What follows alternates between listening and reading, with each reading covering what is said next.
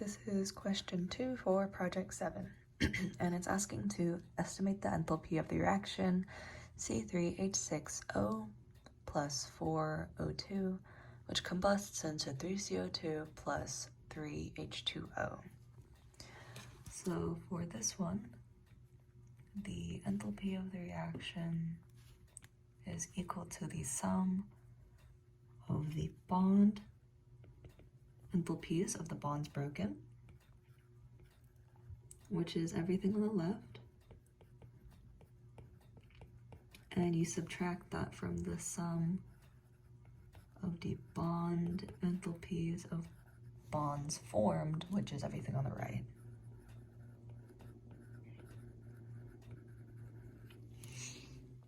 And so for that one, we can just look at the bond energies, but what we need to find out is how many of each bond we essentially have. So to start off with the left, we have HC, there's CC, and then there's C double bonded to O. And then there's also,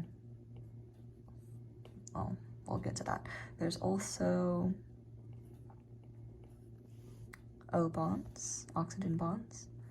So for the HC bonds, there's 1, 2, 3, 4, 5, 6. So we multiply 6 to the bond energy of 413. And then for the C carbon-carbon bonds, there's 2 of those. So you multiply 2 by that bond energy, which is 370. And then finally, carbon double bonded to oxygen. There's only one of those, but that one is 532. And then for the 4 oxygens, that would be 4. And the bond energy for oxygen-oxygen is 210. So when you multiply those out and then add those together, because it is the sum, what you get is 4,500, what is that, 90. And then you would subtract that from this side. So there's, within one carbon dioxide molecule, there are 2 carbon double bonded to oxygens. There's 1, there's 2.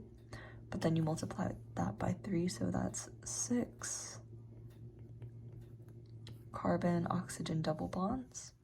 And then same concept, there's 2 hydrogen oxygen bonds, but it's multiplied by 3, so that's 6. We'll write it the other way, oxygen hydrogen bonds.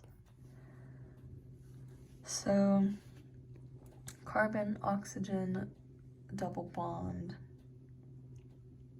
energy is 532 times the 6, and then the oxygen hydrogen bond energy is 497. That's also multiplied by 6.